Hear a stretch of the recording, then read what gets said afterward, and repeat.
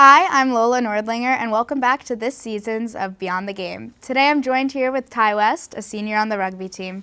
Hi Ty, thanks for joining us today. Oh, Lola, thank you so much for having me. I'm excited to be here. Of course. So I want to know a little bit more about you, how you kind of fell into rugby. Rugby's not typically the first sport I associate with Michigan, so if you could kind of give us some background about how you fell into your love for rugby. Yeah, so I grew up in Northern California, in Napa County, and there's tons of kind of Fijian Islander influence there. So that's a big sport in Fiji, and kind of immigrants coming over brought the game over to Northern California. So Northern California is kind of the premier of rugby in the United States. And then when I was a kid growing up, I played baseball in the spring semester of school all the time.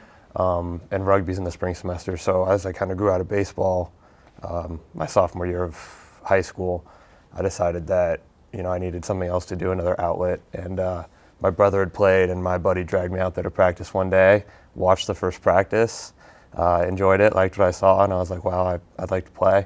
So I signed up, played, went to first practice, and then the rest is history. It's pretty great. So your older brother, your friend, kind of helped get you acclimated to it.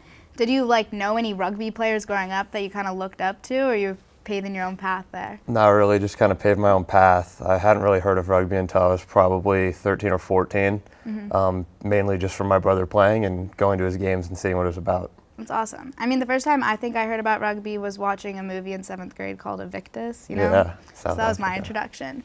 So then obviously you took your love that cultivated in high school and you're now playing here. You've been playing for the past 4 years. What drew you to the rugby team here at Michigan?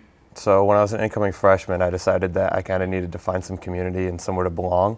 And after being a captain on my high school team, I decided that I could probably do something with that and go somewhere with that. So I wanted to join a community to kind of get acclimated to Michigan. So I reached out to the head coach of the Michigan rugby team, and he was like, "I'd love to have you." So I went out to practice 2 weeks before school started my freshman year. And then, just from there, it's grown so much. 4 years later, the people I've met, connections I've made, people that have grown through the program, coaches, their families. It's all been great meeting people. That's so great to hear. So over these past 4 years, how do you think this team has changed in some positive ways? Have you kind of had a different view on the team since you went from 18 to 22? Yeah, so when I was a freshman, there was a little bit less structure on the team, a little bit less organization. The team has grown in a way where they're trying to move from, just a club program up to a varsity program. So there's a path that the team's on, and kind of on that trajectory, we've seen things become more official with transportation, practice times, getting guys out to practice, growing numbers, everything that's kind of beneficial for a growing club. That's awesome.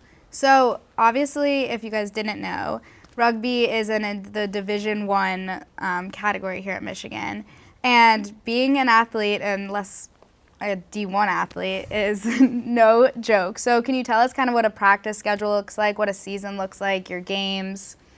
Yeah, so we have practice Monday through Thursday. We have Tuesdays off. Practice is usually 7 to 9 p.m. at night, so that's 2 hours for 3 days of the week. And then Friday or Saturday we'll have a game, which typically includes travel if we're not at home. So you're looking at anywhere from about 10 to 15 hours a week playing, a club sport. So it's kind of hard to justify sometimes when you have, varsity programs that are, paying their players to play, and you kind of get, tuition off or whatever. But what justifies it for me is, the community and the growth I've seen in myself playing. Yeah, that's awesome. And what are you hoping? So there's a big legacy program that's associated with the rugby team. It's been going on since, I think, 1876. So you're coming from a hefty program of Michigan Wolverine rugby players. Is there anything that you're hoping to leave as your legacy on this team? Yeah, that's a good question. So what I think back to is, I believe the club started in 1897 or whatever you said, then took about a 50-year pause. And then re-established in the 1950s. So there's actually a running ledger of every player that's ever suited up and played for Michigan rugby. And it's almost at 2,000 players, and I'm only player 1,834. So there's so much history in front of me, and I feel like I've played for so long, but still at the same time, there's so much legacy before me.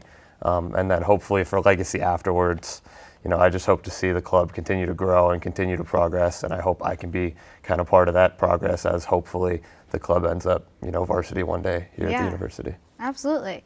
And obviously college sports are being talked about in a whole new light with a ton of NIL deals going on. And I know you touched on the fact that you're playing for the love of the sport from your own heart, no external factors. But do you think that the face of rugby will change in the next coming years at other colleges? Yeah, I 100% could see it definitely becoming a varsity sport at many more colleges. You know, some are like just a step below varsity, so they get some funding from the school.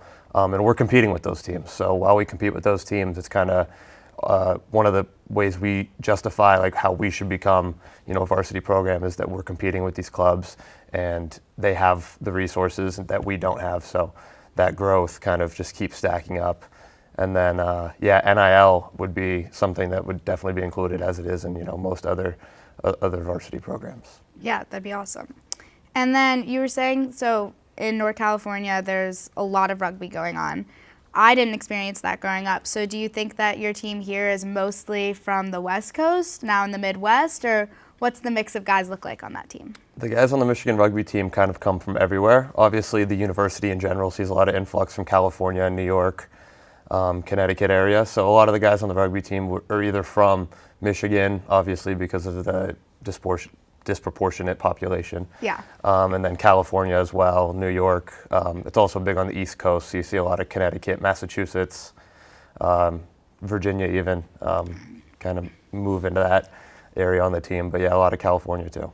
Okay, that's awesome. And so have you had a favorite memory over these past 4 years of being on this team?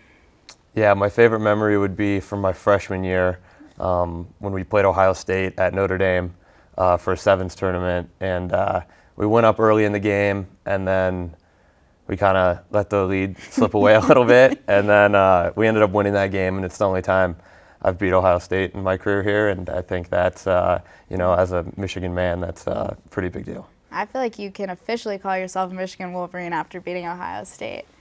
Well, we're looking forward to joining your next game. Hopefully we'll be there September 20th, I believe.